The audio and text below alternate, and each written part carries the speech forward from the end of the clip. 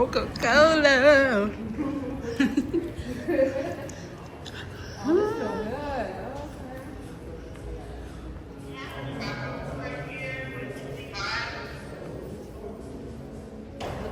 you reach out to Erica? Texting her now. She said she was meeting us. Is that a But it started with one little recipe in Atlanta, and to see it expand and take over the world, that fires me up. So I want you guys to go into your tour knowing, like, yes, we're going to talk about history, but it's not. I want to touch on this really quick because through the whole museum, you're going to see a bunch of these large Coca-Cola bottles. These in particular are the 1996 Olympics that was hosted here in Atlanta, Georgia. So ever since 1928, Coca-Cola has been a sponsor of the Olympics and one of the longest running participants. All right, so I'm gonna point these out because each one is gonna show the culture, you know, and a little bit about the place that it came from. So starting here, Argentina, Vietnam, you have Samoa. This one is from New York, and it is actually hand carved from a tree. Okay. The one next to it is Vermont. We have Uzbekistan and then Costa Rica here. Alright, so we're going to see a bunch of these throughout the museum, alright? And we can go this way. So this first room is going to be the first and the only time you'll be in here. So I recommend taking photos and videos. It's over 100 artifacts.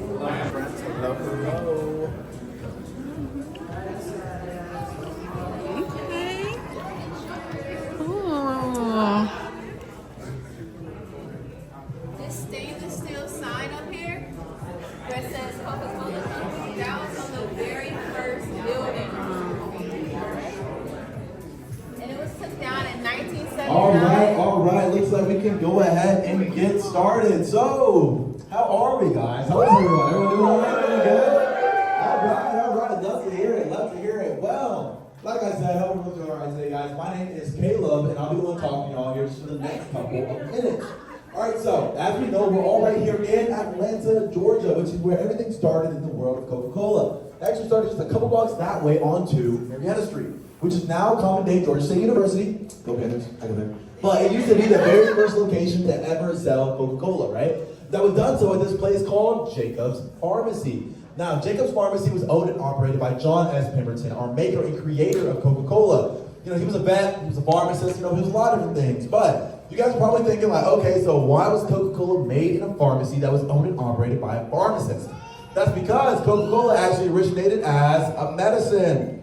I know, right? It was a brain tonic used for headaches and exhaustion. So the initial purpose was, when you wake up, you say, dang, my head is killing me right now. I'm off by 2 hours of sleep. The only thing in your system is like a slice of toast, some ibuprofen, your mama's prayers, you're just going through it, right? Drink some Coca-Cola, you'd be good to go, right? However, Mr. Pemberton, he started receiving some constructive criticism, to say the least, right? People were telling him, they were just like, look, Mr. Pemberton, my friend, your medicine doesn't taste like a medicine. And Mr. Pemberton, he's a reasonable guy. When people speak to him, he'll listen and whatnot. So he was like, you know what, all right, fine. So after being told one too many times, he did go ahead and split up the medicinal aspect of Coca-Cola away from the drink itself. And now we have the Coca-Cola that we all know and love. But even though Coca-Cola started right here in Atlanta, Georgia, it's all over the room, all over the world, because of who? People like you and I, right? So on the count of three, I'm not gonna lie, I'm gonna need your participation. Are you gonna wanna do it? Absolutely not. Are you gonna do it anyway? You absolutely are. So on the count of three, you guys are going to yell and let me know where you're from in the room, right? The count of three, anybody else coming? Yeah, y'all too, we haven't forgotten. On the count of three, y'all gonna let us know where you're from, all right? Okay, so 1, 2, and 3. Alabama! Okay, genuinely, like 10 out of 10. That was good, guys. Good job. Okay, very nice, very nice. Okay, did I hear anybody from out the country, out the nation? Anybody from out the country, out the nation? Ooh, okay. My friend's right here. Where are you from? Belarus. Oh, wow, very nice, very nice. Okay, what about you, my friend? From the UK. Okay, nice. What about you? Croatia. Oh, nice. Okay, beautiful. Hey, I heard Atlanta too. Where my Atlanta people at? I know there are some people from Atlanta here. Beautiful. Hey, for those who know, y'all from Gwinnett, guys. I live in Lawrenceville, swear.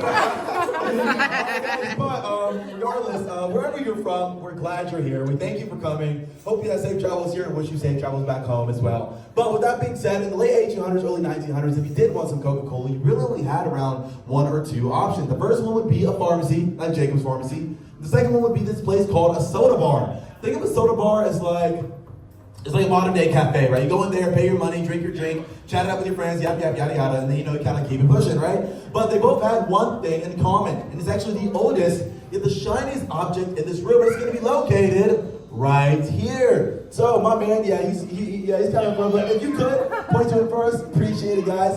Right here, that is going to be our ceramic syrup dispenser. It's going to be the oldest object in this room, over almost 120 years old, just 10 years younger than Coca-Cola is itself. So Coca-Cola was from May 8th of 1886, and this device is from 1896, and this is how it worked. So boom, you had it, right? Take the lid off, put in about a gallon of Coca-Cola syrup, close the lid, and twist the nozzle, and you'd be given 1 ounce of Coca-Cola syrup, followed by 5 ounces of carbonated water. That was the ratio then, and it's still the ratio here today. They call it their signature Coca-Cola 1-to-5 ratio. I know, very unique. Anyways, this does lead me to my next question for you guys, which is, how much do you think Coca-Cola would have cost you if you bought it on the first day it came out on May 8th of 1886? Any guesses? A penny. A nickel, a penny, okay, I heard some 5 cents, all right. Anything else? Okay, 18. Oh, 18. 5 cents. Okay, well, if you look right over here, right, use our context clues a little bit, you'll see it say drink Coca-Cola for 5 cents. Sure enough, so boom. So you went to your soda bar, you went to your pharmacy, you passed them your 5 cents, and you'd be given your glass of Coca-Cola. However, let me paint a little picture for you guys. So let's say it's summertime, it's hot, it's steamy, kind of like how the room feeling a little bit, right? And then you go inside your pharmacy, your soda bar, you pass them a 5 cents, and they give you this nice, crisp, just kind of lukewarm, room temperature, borderline hot glass of Coca-Cola. How would you feel? Yeah or nay? Yeah or nay? Okay. Anybody in favor of warm Coke in the safe space? You can raise your hand. No. I'm not gonna lie, this is not a safe space. You're not raising your hand. Guys, Coca-Cola's very safe place, please, don't worry. Anyway, if you wanted some ice in your drink, you'd have to pay for it because ice was considered a luxury. Because refrigeration wasn't all that common. It was around, don't get me wrong, it was available and whatnot, but it wasn't nearly as common as it is today. So if establishment did have ice to give to you, best believe you're gonna have to pay for it. So if you wanted some ice in your drink, how much do you think that would cost? 2 cents. Okay, that makes sense. 5, that's smooth. 10. It's a little lower. A little lower than 2 as well. It'd be 1 cent. However, that 1 cent would be getting you 1 ice cube, my friend. Sure would. Oh, wow. I know. They were charging y'all. I know you lying. Ice cube. I didn't know you lying. You wanted 5 ice cubes, that's 5 more cents. 10 ice cubes, 10 more cents. 15 ice cubes, 15 more cents, and so on and so forth. I know. It's terrible. They were taxing. However, I'm pretty sure that was on for like 70 years, and then Coca-Cola did change their prices to 6 cents, but ice was included. So, a little win-lose. Okay. All right, guys, but unfortunately, our time here is about to come to an end. In just 1 second, these doors towards the left and the right are going to be opening up, and they're going to prompt you to go inside their Coca-Cola theater. They're going to be watching a short 6-minute film called Moments of Happiness. And to my friends in the tour guide group, if you guys can proceed towards this door towards the left, would be appreciated. Once again, our tour group people, you guys can go ahead and make your way through the left. And as you're exiting, just remember, when you're trying to leave, retail store in the back of the tasting room. Once again, when you're trying to leave, retail store in the back of the tasting room, guys. Thank you for listening, and we hope you enjoy. Thank you, Caleb. Of course.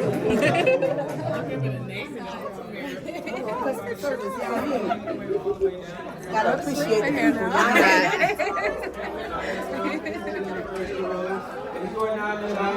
This is a recipe. Who's going all the way down?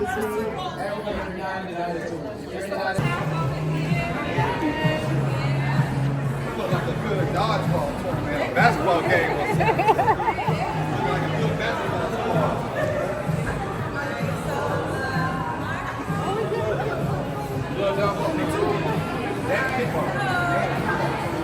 We have 2 galleons down here, the vote and lab. We're going to try to do the vote first and then make our way to the lab. But I want to make sure all of us are here before we get started. We have so much noise, right?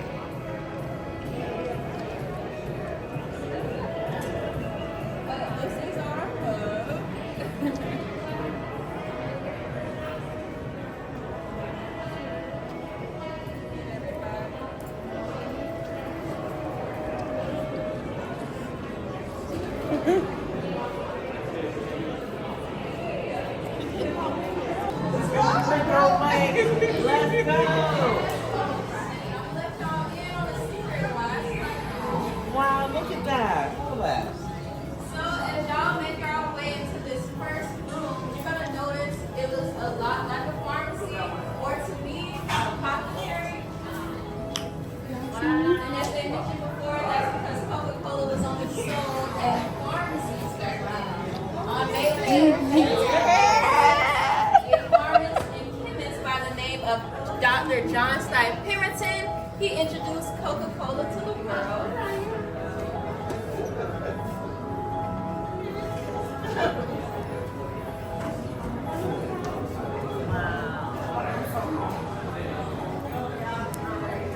And as you look up here, you'll see a photo of Dr. Pemberton, his wife, and his son Charlie. Right below that is an illustration of his home in Columbus, Georgia. And it is true that Coke was first made for medicinal purposes. Dr. Pemberton, he was a colonel in the war, and he sustained a really bad injury. And he was in a lot of pain. So he started experimenting with different things to kind of ease off of, certain medicines or medications. So in the first year, Dr. Pemberton only made $55.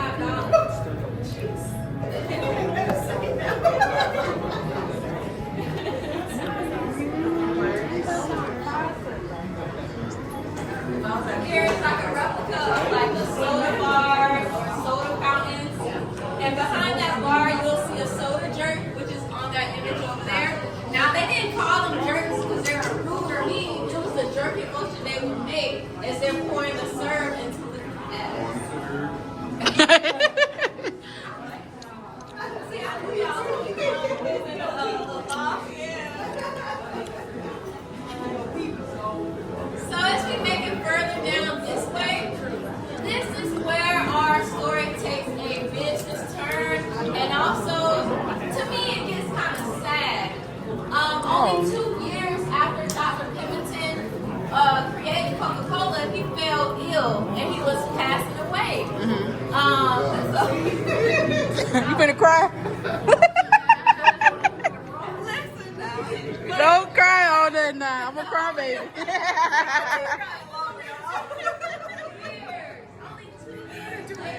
I'm a cry baby. I don't cry, please. So he ended up selling the rights over to a savvy businessman and a marketing genius, Mr. Asa Candler. And he only sold it for $2,300, which was a lot of money back then, especially that first year. He made $55. That $2,300 sounds real nice. But the thing about Mr. Asa, he was a businessman, right? So when he got the Coca-Cola, he turned it into the Coca-Cola company. And why I say he was a marketing genius, when he got the name Coca-Cola, he would put it on everything from calendars, clocks, ashtrays, serving trays. They would make store signs, bookmarks. And a lot of that has nothing to do with soda, but it was a way to kind of get that in people's minds, right? So also, when he got that formula, they didn't have intellectual property laws back then, so he had to keep it to himself, right? The only person he trusted was himself, to the point where he would order all the ingredients, he would hide away the sales receipts and peel off the labels on the bottles. The only way he was able to know what was by sight and by smell. So he was the head of Coca-Cola Company for almost 30 years, and during that time, as it was growing, you had imposters. Right behind you, you'll see a lot of that. But you had other people coming out and saying that, hey, it was stolen from me, I'm the creator. So a lot of people started kind of putting cola on their brands or Coca.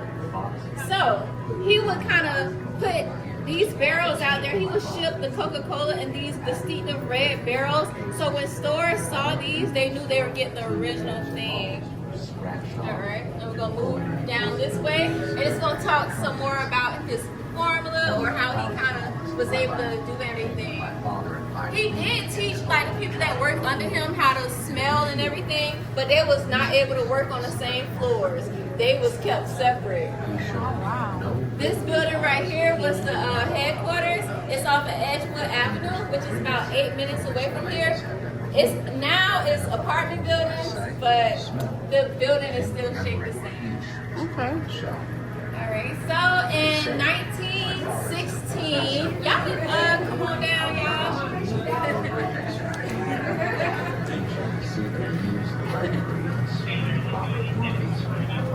So guys, in 1916, Asa Candler was elected mayor of Atlanta. And as you can imagine, being the mayor of one of the busiest cities and also being the CEO of a now growing Coca-Cola company, it can be very overwhelming. So 3 years into his term, he actually sold the Coca-Cola company to the Woodrow family, Ernest Woodrow, for $25 million.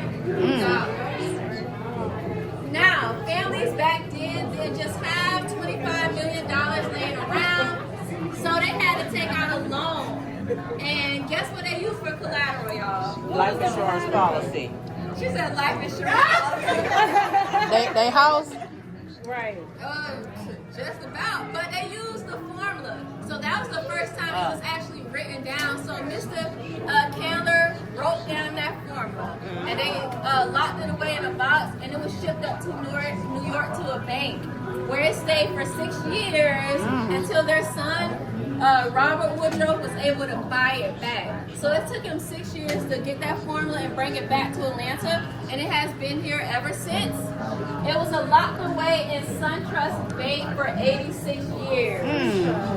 SunTrust Bank is now Truist Bank, but yeah. I know that.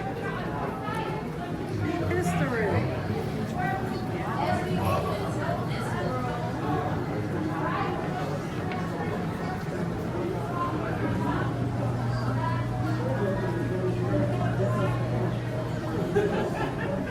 So as y'all come in here, I want y'all to look around and read the headlines.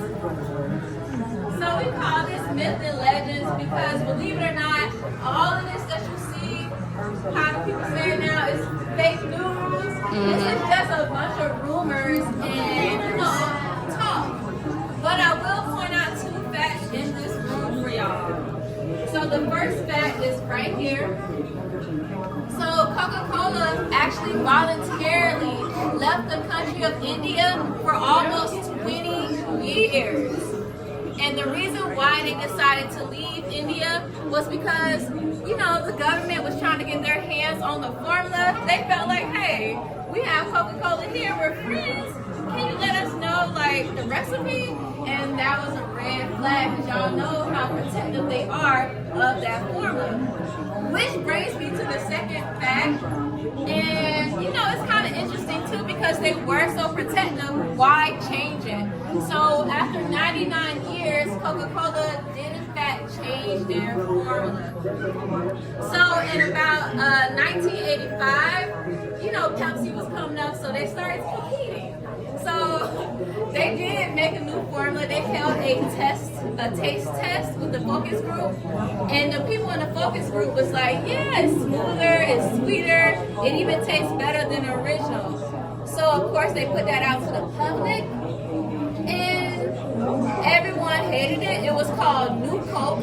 They hated it so much it only lasts for 79 days on the market. Oh, wow. Poured it down the drains. They started hoarding like the original Coca-Cola, but it was just a lot going on. So, funny thing about this, a lot of people started saying, especially the competitors, like, was it a mistake or was it a marketing ploy? Because once they took New Coke off the shelves, they brought back out Coke, and then you see the original on it. So that's how we now have the Coca-Cola and it's the original. Another fun fact, in 2019, they did release it again for a limited time to help promote season 3 of Stranger Things. Yep, in 1985.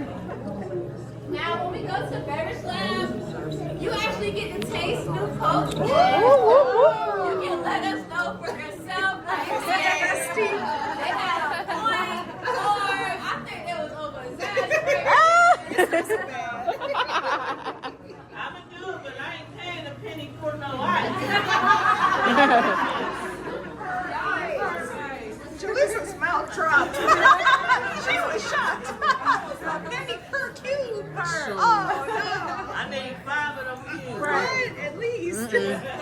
give them 15 cents. 15 cents.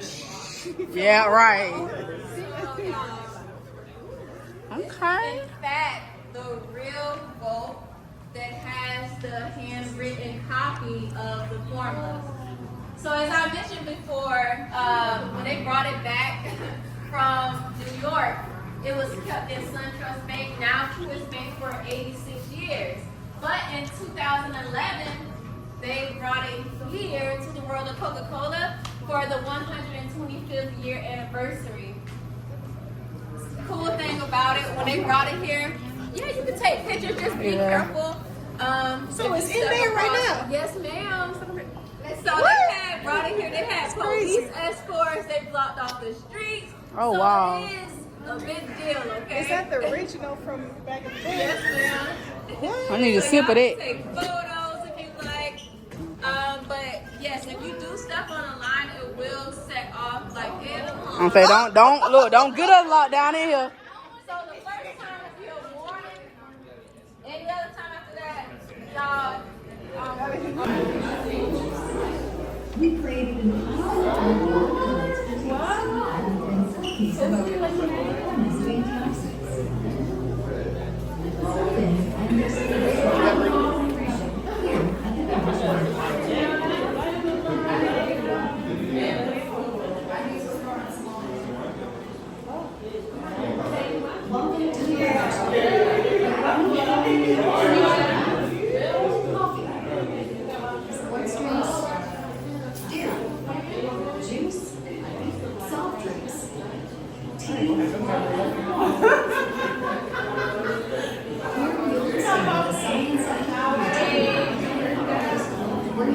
that keep the world refreshed.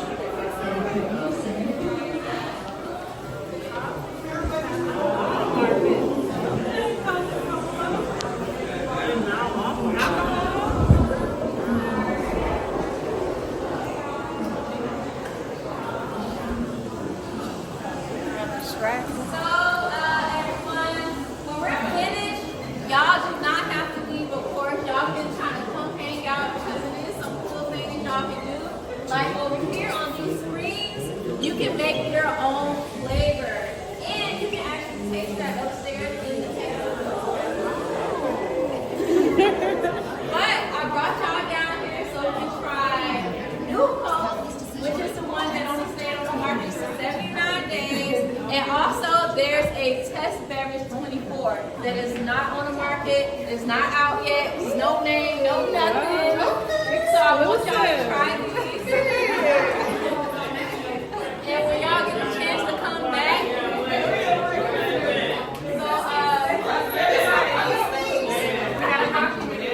That ain't covered. Right. You're trying to get us.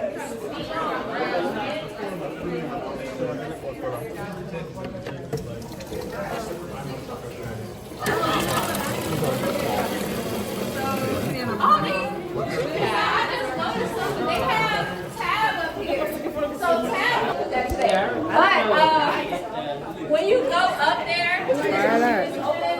So press and hold New Coke, and then when you're finished with that, you can press and hold the other drink, try that, and so on and so forth, y'all.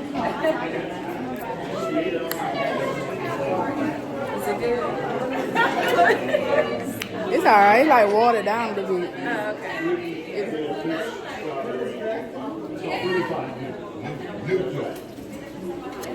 It's okay. It's giving Pepsi. It's giving like a watered down Coke. Pepsi to me. Did you try it? Yeah, it's giving Pepsi. Watered down Coke. Watered down Coke.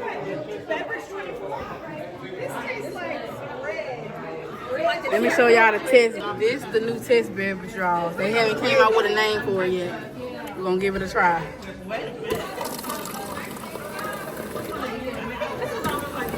World of Coke. I'm about to try the New Coke, which was a Coke that. Let's try, y'all.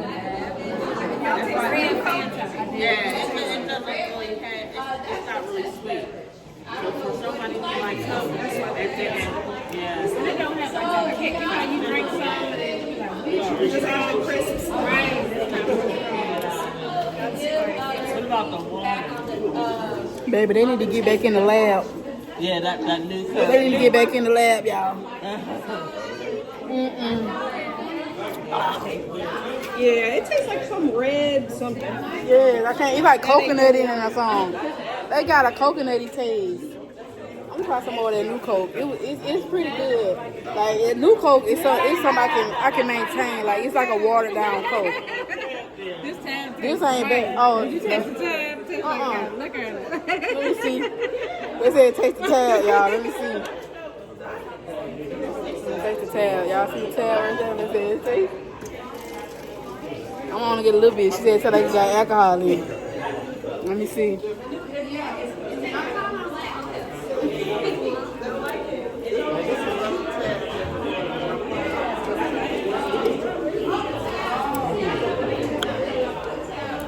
I don't know how I feel about that.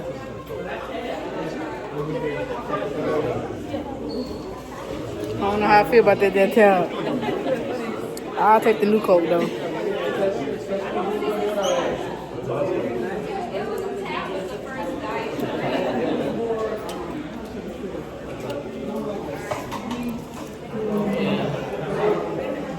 Before y'all leave out, you'll just have to put your cups in there.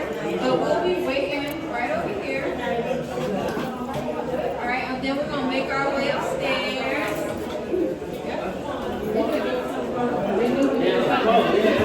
They did the right thing here. It's not on my mouth. I'm gonna get ready to go upstairs, y'all. Let me turn y'all back around. It's been a fun experience so far, though. It's nice knowing the backstory of Coke. Ooh, excuse me. Ooh. Let me turn y'all back around.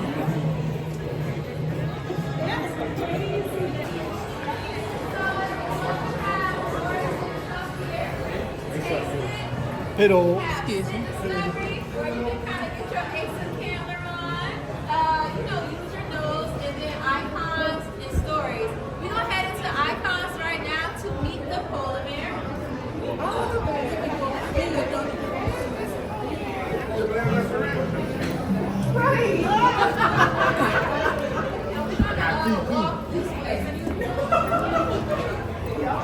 As we get closer to the bear, I do want to point out something.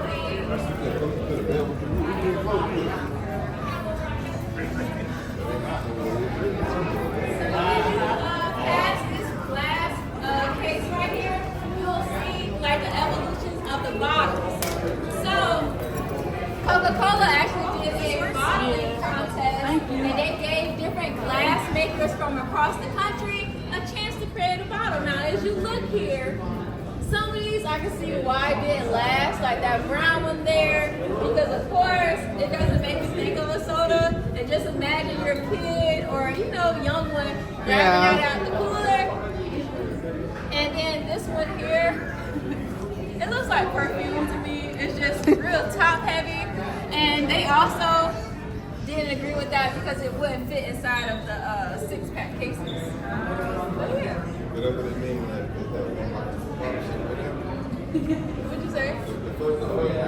Where it says shape like a yeah. So it has the contour shape, but it was a little too that's like cornbread.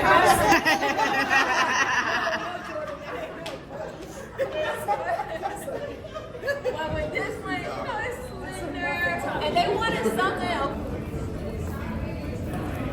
And then right here is the very first ad to feature the polar bear. This is from 1922. Now I'm gonna let y'all know a secret about polar bears. The polar bear is actually French. So it was displayed in France in 1922. And then in 1993, polar bear became the official mascot of Coca-Cola. Now, the reason this ad right here is important because back then people thought you could only drink Coca-Cola in the summertime. So, yeah. Oh, perfect. We got you. We got to get ready for you. So you're gonna snap one with the photographer first, and then I can.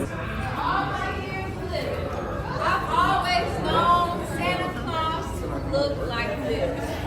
Now, this wasn't introduced to the world until the 1930s. Because before this, Santa Claus was depicted wearing green, stars, tan colors. The artist responsible for this was Mr. Haddon Sumblum. And there you can see a photo of him. He had his friend come over dressed in this costume when he painted him. So the first time that people saw Santa Claus as we know now, he was wearing the Coca-Cola brand color. So Coca-Cola is responsible for this modern image that we see of Santa. So I thought that was really cool. And pairing that with the polar bear, come on, baby. Now I know it's something that y'all would like. This next thing I want to point out to y'all is really clever. So y'all know the ribbon that you see on the cans and on the cups? Guess how they came up with coming up with that ribbon? So they took 2 Coca-Cola bottles, laid one this way, the other one this way, and the negative space in between gave them that idea for that ribbon. And you can see a diagram right here of that. I thought that was so clever. Yes, very creative and real simple. Just using stuff that's just around you. Like me, I like to write, and I try to come up with like titles and things, and I'm overthinking it when I can just honestly be relaxed and be authentic to myself. And sometimes it's like right there in your face. So I thought that was really cool.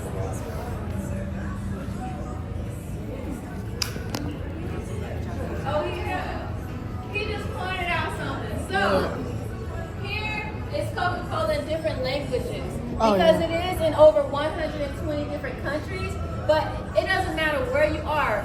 You read this, don't matter in what language it is, you know it means Coca-Cola. So yes, that is. You know what it's talking about, right?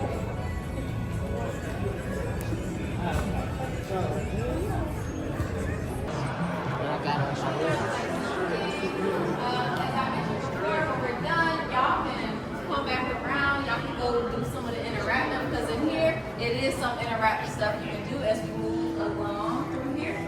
But under the photo of our founder, Dr. John Stipe Pemberton, right here you'll see a percolator, a glass percolator, which was a mixing tool. So he would use that to mix up some of the ingredients. The cocoa.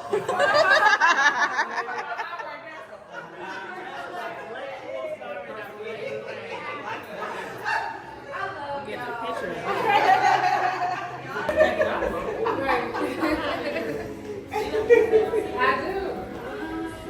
So I want to welcome y'all to Atlanta, Georgia, 1886. Okay. This is so pretty. It's fine.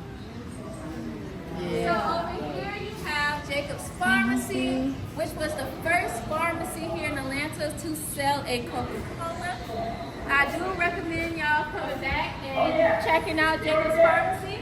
And there you can take some AI photos to see how you would look in 1800s. Also, you can meet the neighborhood. We have the bottling company back here. Yep. Over here you see this yellow and red delivery cup. Back in the 50s, Coca-Cola delivery colors were yellow and red. So when you see a bicycle or a truck coming down the street, you know Coca-Cola was being delivered or being dropped off in the neighborhood. This one in particular is from Argentina. It is kind of small compared to trucks that we know. That's because Argentina, their roads are pretty narrow. And it was the first artifact here at the World of Coca-Cola. So over here you'll see the different iconic commercials over the decades. You get closer, you can hear some of those jingles and tunes.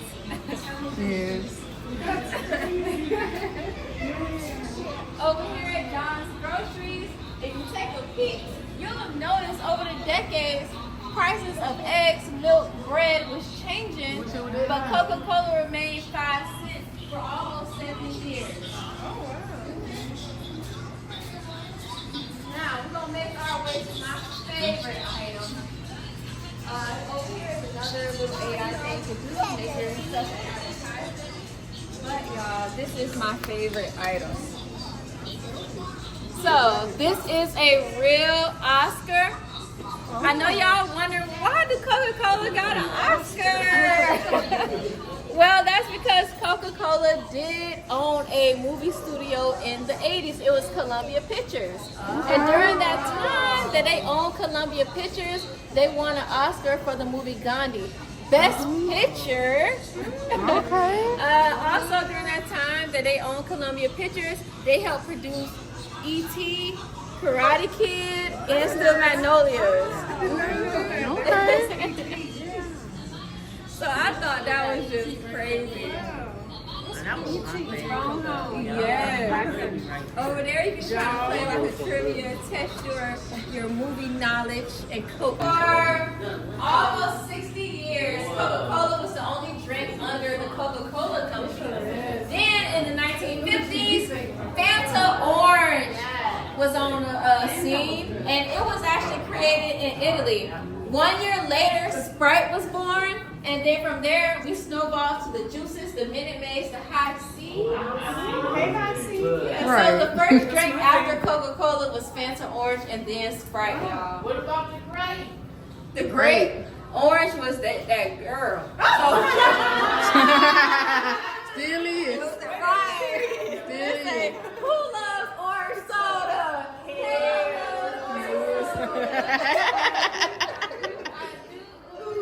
I thought Coca-Cola was for grown people, so like the orange Fanta stuff was like, okay, what I was able to drink. I could drink that. I thought Coke was for grown people.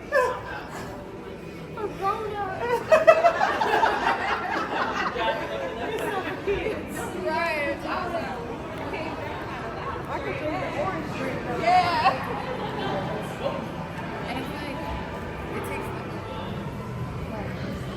about 16 polar bear.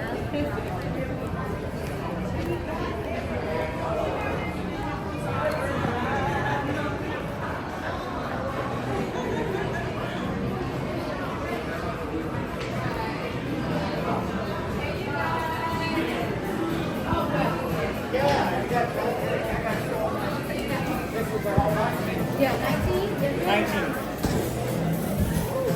So I want y'all to grab these souvenirs cup. These are for y'all. Thank you. And you can fill these up with your favorite drink. So sweet. When you do decide to, grab some sample cups. That way you can. That's what I was telling you about when we get to drink all the cups from all the different countries. Oh, we gotta get those little cups.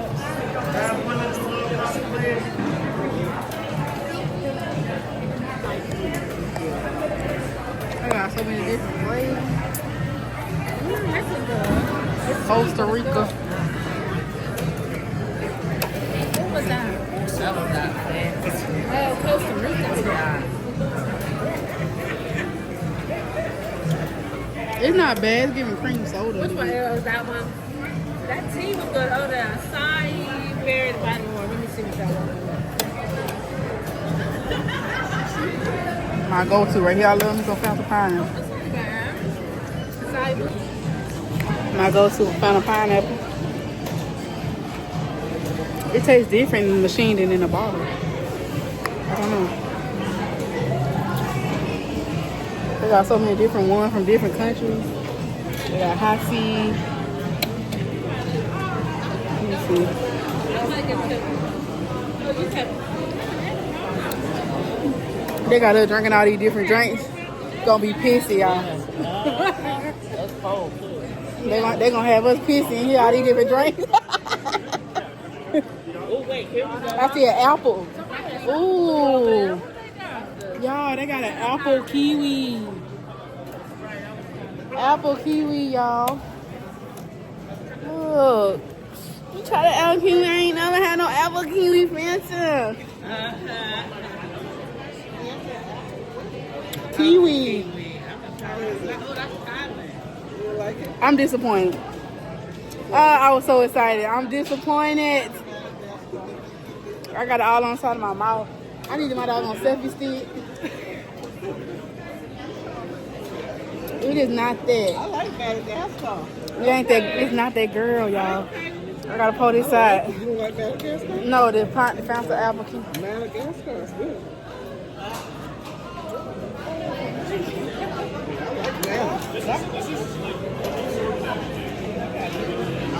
Ooh, strong. They got some strong stuff.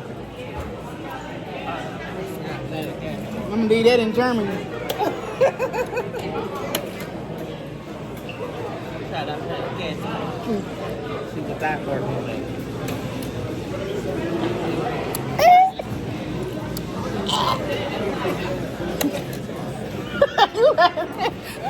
I'm so for real.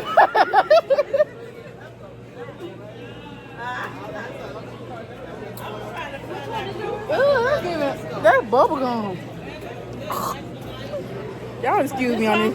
Y'all excuse me on this vlog. This is disgusting. I'm getting some disgusting tastes, y'all. I'm gonna go to the one over here. Ooh, y'all, it's screwing me.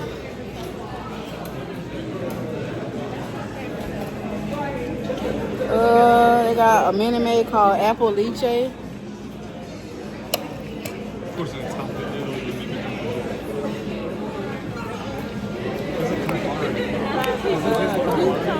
It's not bad. No, that's what I was looking for. Somebody that's gonna be good.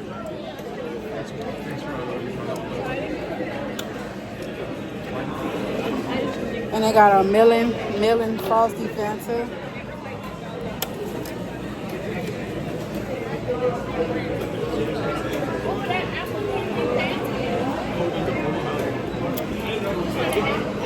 That's pretty good. That's something I would buy in the store. It tastes pretty good. They got so many different stations, so I'm trying to go to each one and try some that I haven't tried before. Cause they from different countries. They got an exotic Fanta. Excuse me. They got an exotic Fanta.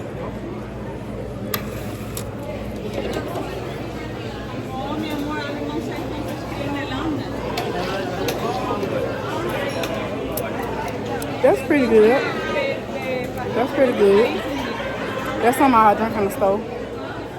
Out of a store, I mean. Oh. Okay, they got some over here.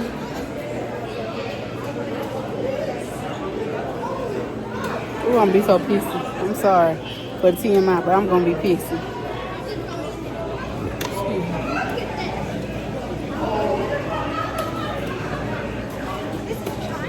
They got something called Fresca, Fanta, and excuse me. They got Fresca and Sour Plum. Alright, can I put it? That one doesn't work. Oh, okay. Sour Plum.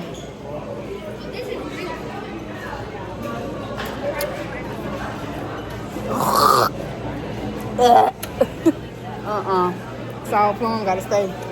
That sour plum ain't it. That sour plum nasty.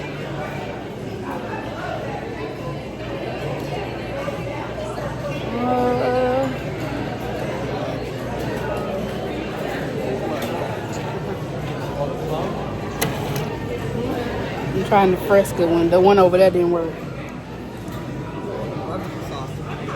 Exactly what it tastes like. I couldn't even find the flavor. Yeah, that's exactly what it tastes like. The sour plum tastes like barbecue sauce. Thank you for that, because I was trying to put my name, like a name with it, because I'm like,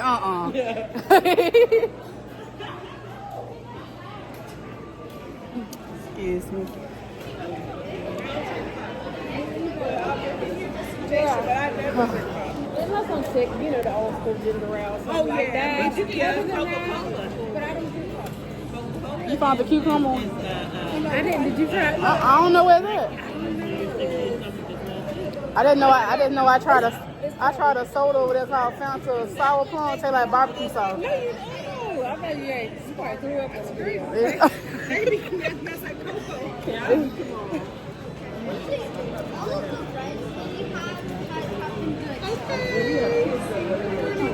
Okay, good.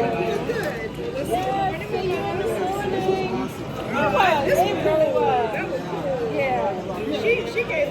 She gave us what you couldn't have got just walking around reading. Yeah.